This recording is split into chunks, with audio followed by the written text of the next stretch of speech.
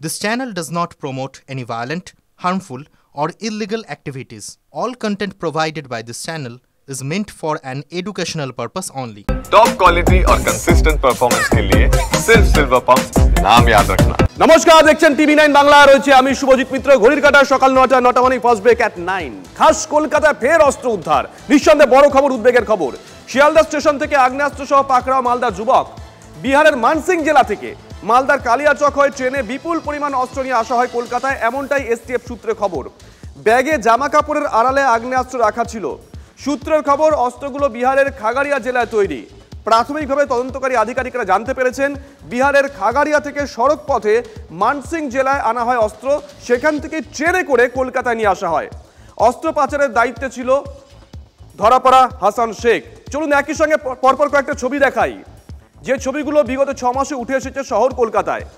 November, জানুয়ারি এবং এই March, পরপর ছবি দেখুন। তিনটে ছবি একই সঙ্গে আমরা দেখাচ্ছি। আজকের ছবি আমরা দেখাচ্ছি। প্রথম যে ছবি, শিয়ালদা অস্ত্র উদ্ধার 27/1/2025, অর্থাৎ 27শে জানুয়ারি চলতি বছরে সেখানেও অস্ত্র উদ্ধার হয়েছিল। এসটিএফ হানা দেয়, 5 জনকে গ্রেপ্তার করে। অন্যদিকে 9/11/2024 অস্ত্র উদ্ধার হয়েছিল এই শিয়ালদা স্টেশন চত্বর থেকেই।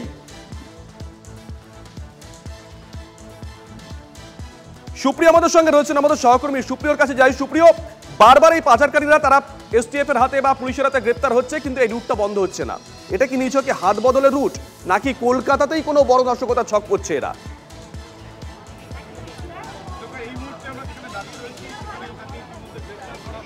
দেখো, এখনো পর্যন্ত এই যে হাসান শেখ নামের যে মালদার কালিয়াচকের বাসিন্দা যুবক গ্রেপ্তার হয়েছে, তাকে হেফাজতে নিয়ে জিজ্ঞাসাবাদ করলেই কিন্তু এই বিষয়গুলো আরও স্পষ্ট হবে, এমনটাই কিন্তু মনে করছেন তদন্তকারী আধিকারিকরা। তবে যে বিষয়টা শুভজিৎ না বললেই নয়, যে এই শিয়ালদা স্টেশন বা শিয়ালদাকে ব্যবহার করেই বিভিন্ন রাজ্য থেকে, বিশেষ করে বিহার থেকে এই সমস্ত বেআইনি আগ্নেয়াস্ত্র যে শহর কলকাতায় নিয়ে আসা হচ্ছে এবং তার একটা অন্যতম করিডর হিসাবে ব্যবহার করা হচ্ছে শিয়ালদাকে, এটা কিন্তু বলার অপেক্ষা রাখে না।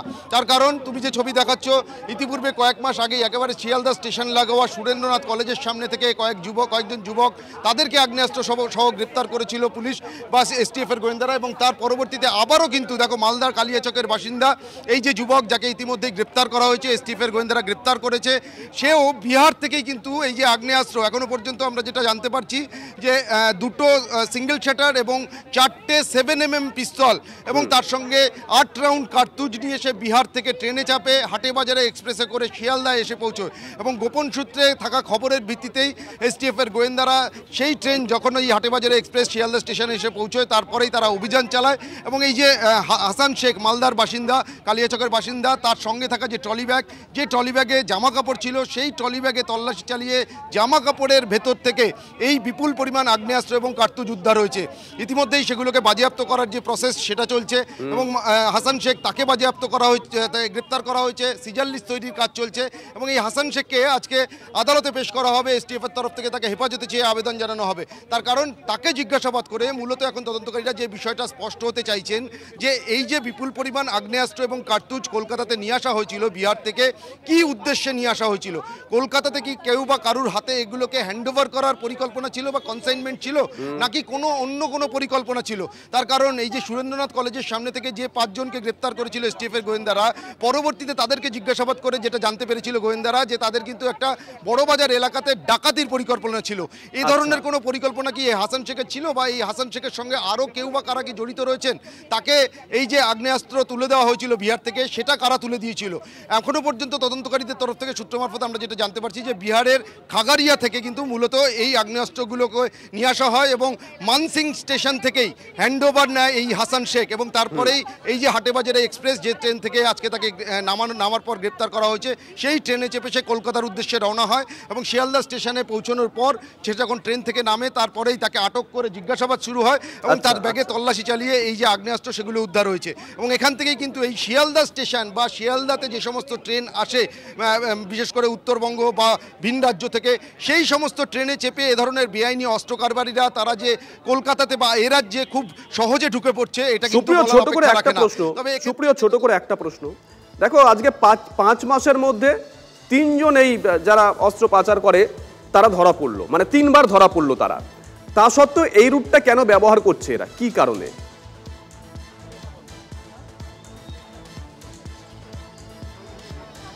দেখো খুব সহজেই, কারণ এই শিয়ালদা স্টেশনে লোকাল ট্রেন থেকে শুরু করে দূরপাল্লা ট্রেন, বহু ট্রেন নিয়মিত যাতায়াত করে, বহু মানুষের নিত্যযাত্রী থেকে শুরু করে সাধারণ যাত্রী, প্রচুর মানুষের আনাগোনা থাকে।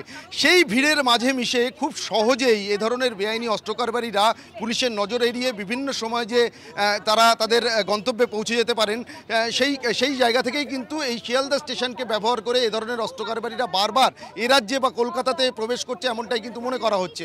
দেখো গোপন সূত্রে থাকা খবরের ভিত্তিতে একেবারে নির্দিষ্টভাবে অভিযান চালিয়ে এই হাসান শেখকে গ্রেফতার করতে পেরেছে। তবে এই হাসান শেখের মতন উঠে আসে জিজ্ঞাসাবাদে সুপ্রিয় নজর রাখো, আমরা যে ছবি দেখাচ্ছি, লাইভ ছবি দেখাচ্ছি এক্সক্লুসিভ, দেখুন 5 মাসে 3 বার শিয়ালদা চত্বর থেকে অস্ত্র উদ্ধার হলো। 5 মাসে 3 বার। গত বছর অর্থাৎ 2024-এর নভেম্বরে আমরা দেখেছিলাম, 2025-এর জানুয়ারিতে দেখেছিলাম, 2025-এর মার্চে আমরা দেখছি। বারবার এই রুটটাকেই ব্যবহার করছে অস্ত্র পাচারকারীরা। এটা কি তাহলে শুধুমাত্র হাত বদলের জন্য, নাকি নেপথ্যে বড় কোনো চক্রান্ত করে রেখেছে যেটা বারবার ব্যর্থ হচ্ছে? প্রাক্তন ডেপুটি কমিশনার সত্যজিৎ বন্দ্যোপাধ্যায় এই মুহূর্তে আমাদের সঙ্গে রয়েছেন। সত্যজিৎ বাবু, শুভজিৎ রয়েছি। সত্যজিৎ বাবু, 5 মাসে 3 বার অস্ত্র পাচারকারীরা এই শিয়ালদা চত্বরে ধরা পড়ছে, কখনো বৈঠকখানা সুরেন্দ্র কলেজের সামনে, কখনো শিয়ালদা স্টেশন থেকে।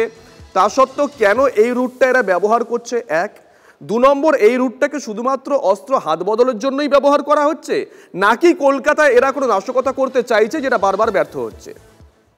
না না, কলকাতাটাকে এই যে আপনাদের চ্যানেলের মাধ্যমে লক্ষ লক্ষ দর্শক দেখতে পাচ্ছে, এটা কারণটা হচ্ছে যে এই অস্ত্রগুলো সাপ্লাই করার জন্য আসছে। দেখুন, আমাদের যিনি প্রশাসনিক প্রধান ম্যাডাম মুখ্যমন্ত্রী, তিনি কিন্তু প্রতিবারই প্রত্যেকটা মিটিং এ বলছেন, পুলিশকে বলছেন আপনারা অস্ত্র উদ্ধার করুন, আর্মস এন্ড অ্যামুনিশন এক্সপ্লোসিভ উদ্ধার করুন। সাংবিধানিক প্রধান রাজ্যপাল তিনিও একই কথা বলছেন, কিন্তু কোন রকম কেয়ার নেই, নাম্বার 1। নাম্বার 2 হচ্ছে এই যে ট্রানজিটে যেগুলো ধরা হয় সেগুলোর কারণটা হচ্ছে এই যে হাটে বাজারে কিংবা গৌড় এক্সপ্রেস এইগুলোতে ট্রেনে করে আসে, তারা এসে কলকাতার ওই জন অরণ্যে মিলিয়ে যাওয়ার চেষ্টা করে এবং তারপর তারা যথোপযুক্ত জায়গায় যেখানে বিক্রি করার দরকার সেখানে বিক্রি করবে। এইসবের জন্যই এসেছে।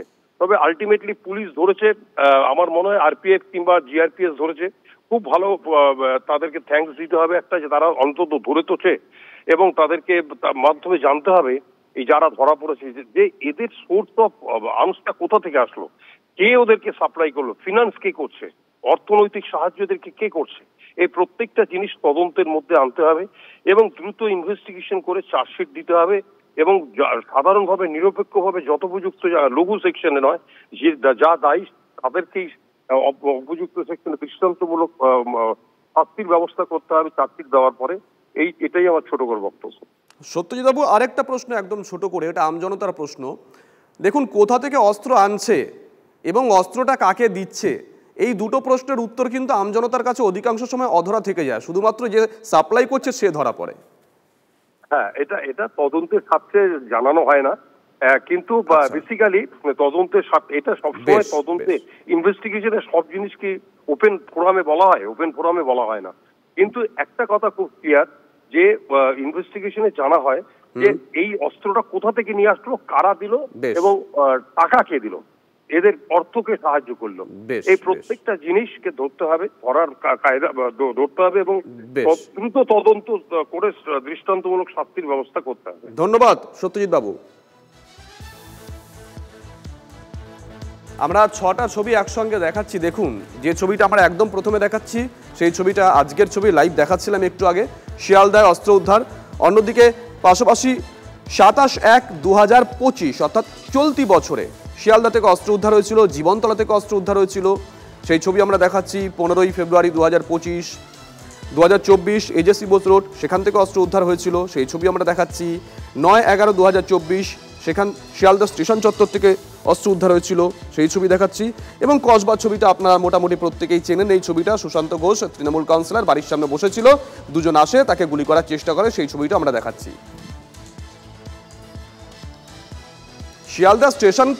শিয়ালদা স্টেশন থেকে অস্ত্র উদ্ধার হয়েছে, ট্রেনে করে অস্ত্র নিয়ে আসছে জামা কাপড়ের আড়ালে।